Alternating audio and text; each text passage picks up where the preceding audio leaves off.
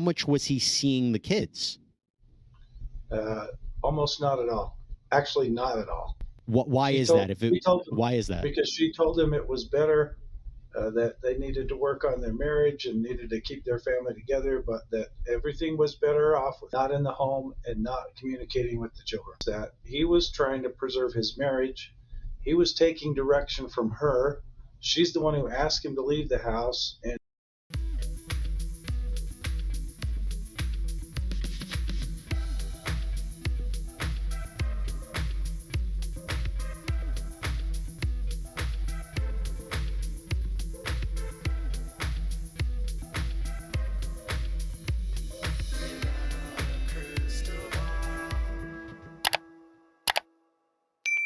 Hey friends, it's Katie from Without a Crystal Ball. Welcome back to my channel. It is Wednesday, September 13th, 2023.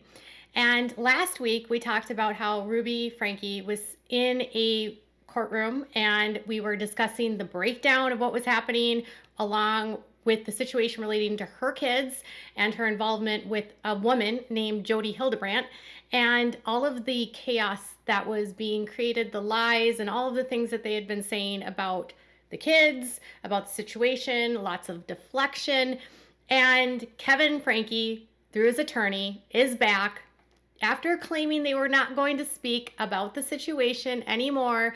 His attorney is again doing, I don't even know what I would call this, at best, some level of damage control. Maybe they have seen the press that some of the people that have been impacted by Jodi Hildebrandt have gotten and the sympathy that these people have gotten. Jodi's niece, Jessie, spoke out. Another man named Adam Steve spoke out, both over on Mormon Stories podcasts. If you have 8 hours, go ahead and watch it. But in this specific issue, he's coming back to Law and Crime, their YouTube channel, and then he spoke to the Utah Salt Lake Tribune. And the way that the attorney is framing this, by the way, is that Kevin was taking orders from Ruby.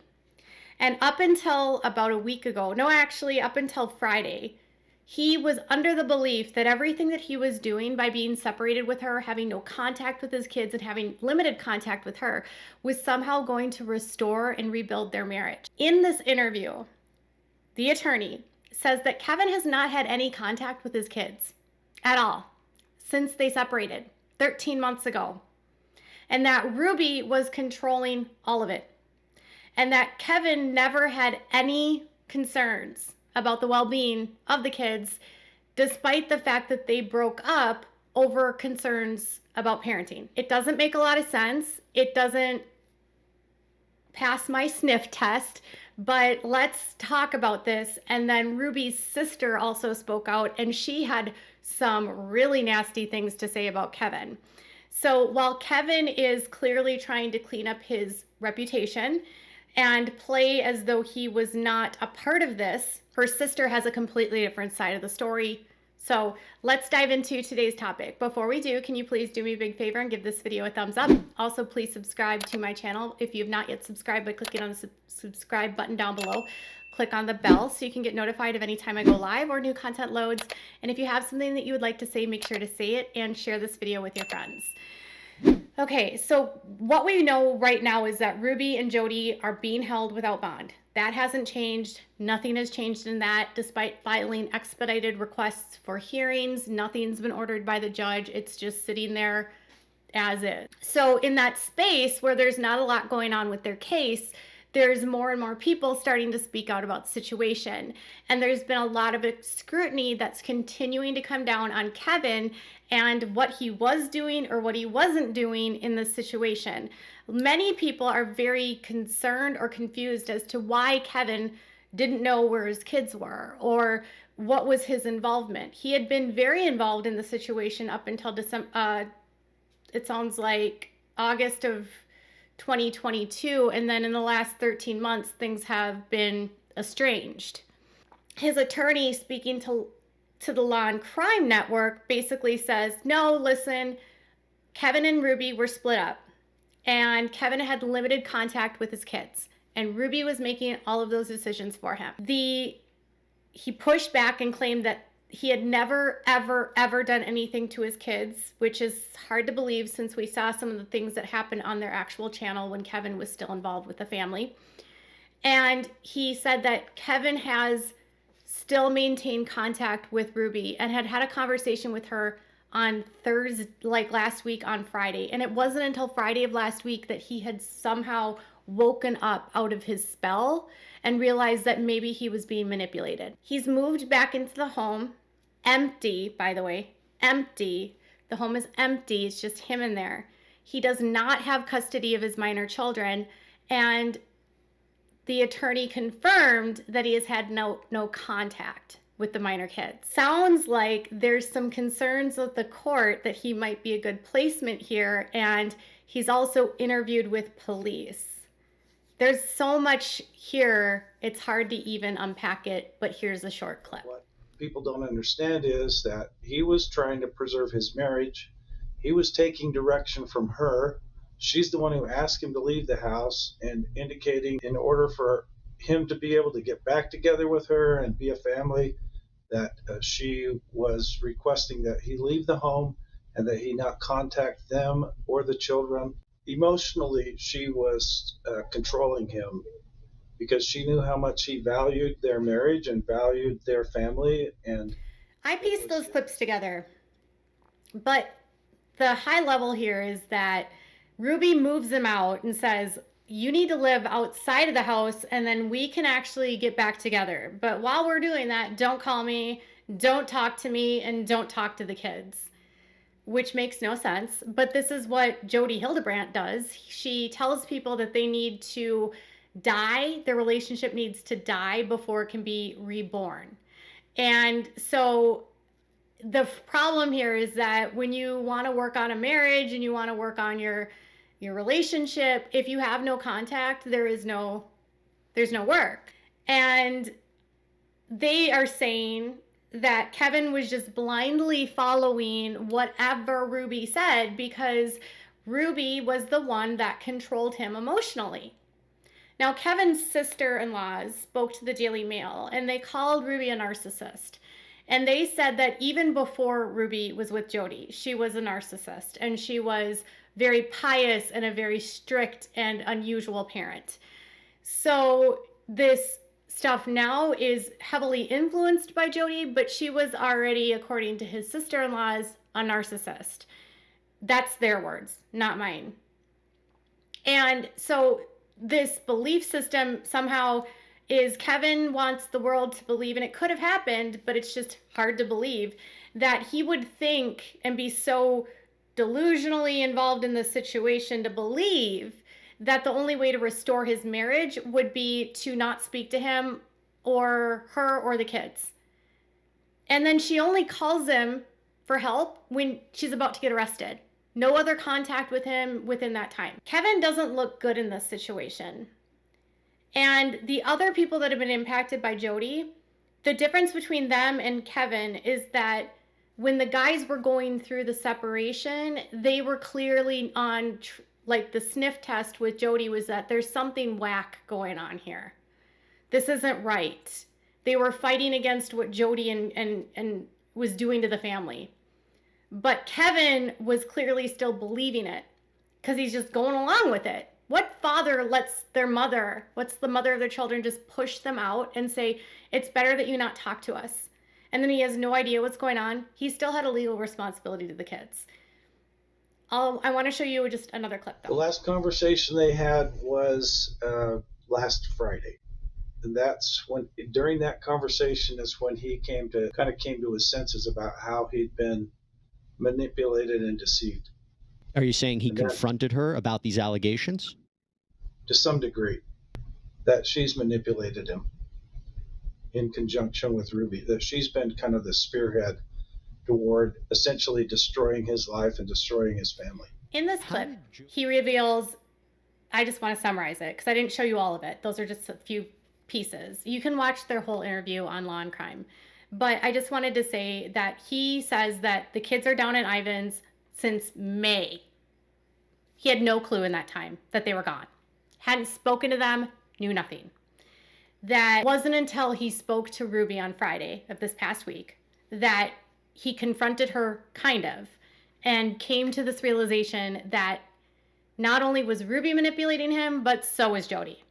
And then he's sort of now coming out of a fog.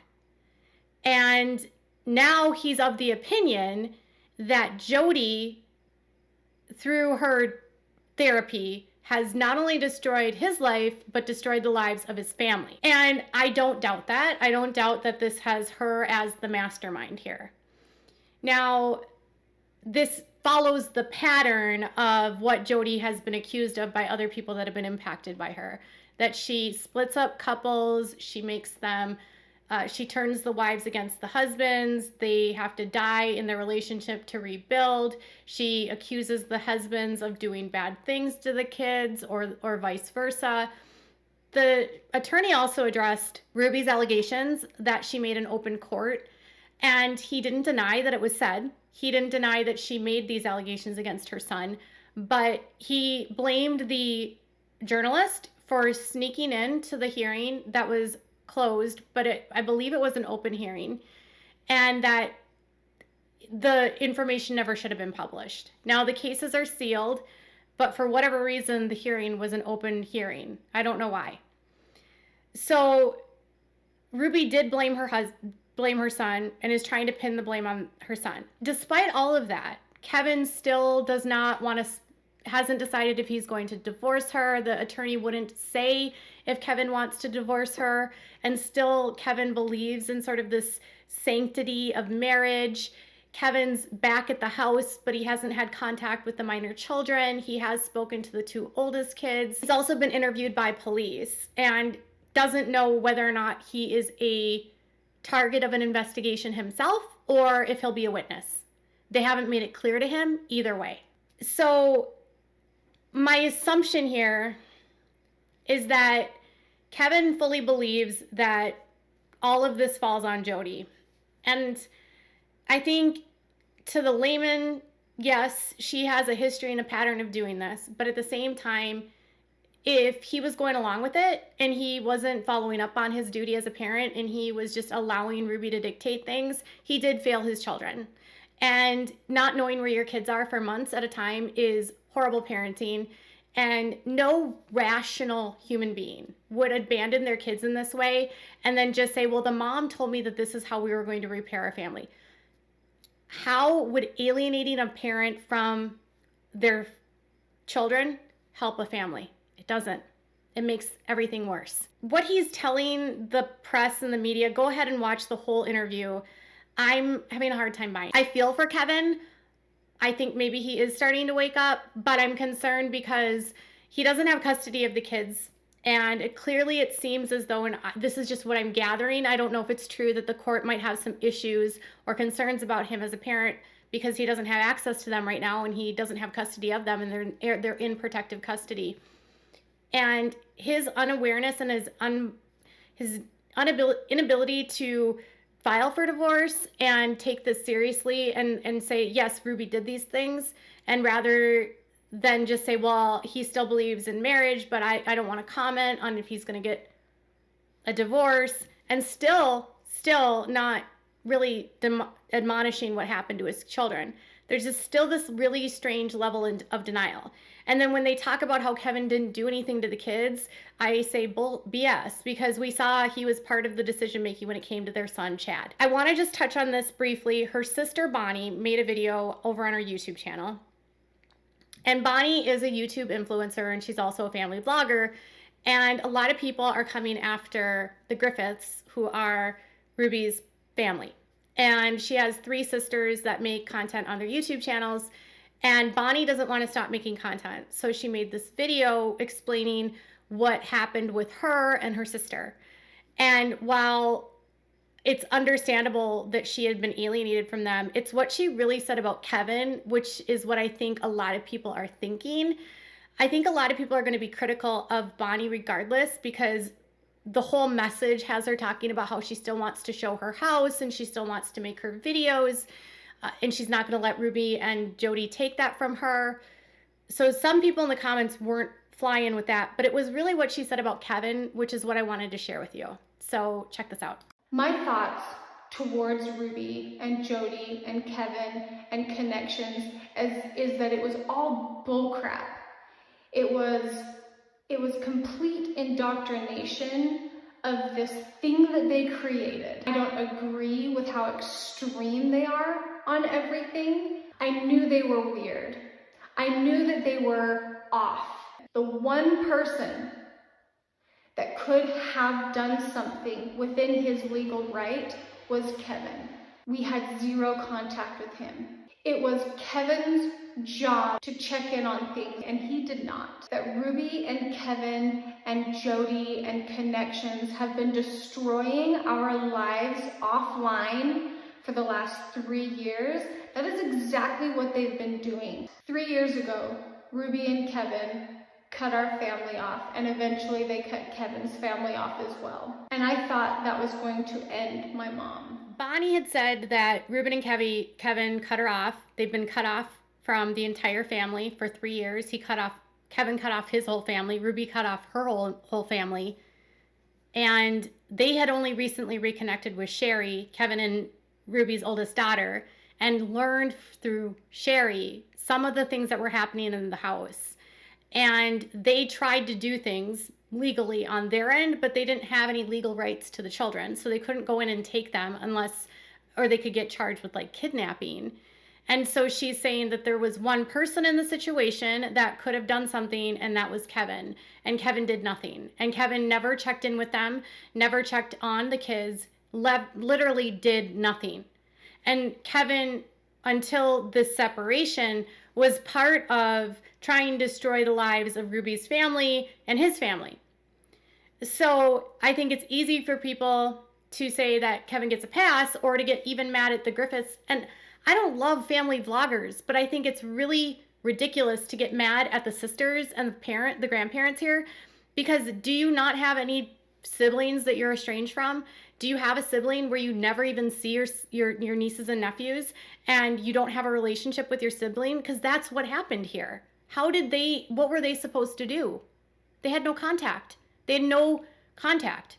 They're an extended family. I actually agree with her here that it wasn't her responsibility, and I think the onus does go on Kevin. She further elaborated, though, about Kevin and why Kevin is still responsible, and that people should be blaming Ruby and Kevin and Jodi, not just Ruby and Jodi. There's only one person that could have helped, and he didn't.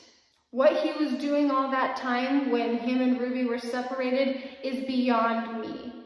I am not my sister. I am not my sister's mistakes. She puts the responsibility on Kevin for not doing anything. And she doesn't want people to blame her, her sisters, or her parents for not doing anything. In the same video, she also talks about how she wants to still make videos on YouTube and show what's going on with her house build and create the content for her viewers. And so she wants people to be like separating her and her family from this drama, this crime. She says she'll do whatever she can and be there in any way she can. She was actually seen outside of the family house last week, maybe. I don't know if she was trying to get stuff for the kids or not. I don't know. So I don't know it's a complicated situation. A lot of people are blaming people about what happened. At the end of the day, it's the parents' responsibility to do something. Ruby was the one that had control of the kids. Kevin is a legal guardian as well. Kevin did fail his children by abandoning them, moving out, and allowing Ruby to dictate his relationship with his kids. No person should ever do that. If he got kicked out, he should have gone to court and gotten a custody agreement. Kevin is trying to get ahead of the damage. He's saying things to the press that are not going to help him in any way. He's not going to help his potential case. He's not going to help the police by talking about things publicly. This is a man that wants this to tamp down. He wants the situation to go away, but he can't stop talking because Kevin, too, is obsessed with his image. And if you actually cared about the kids, Kevin, stop worrying about what everyone else out on the YouTube sphere thinks about you. Nobody cares.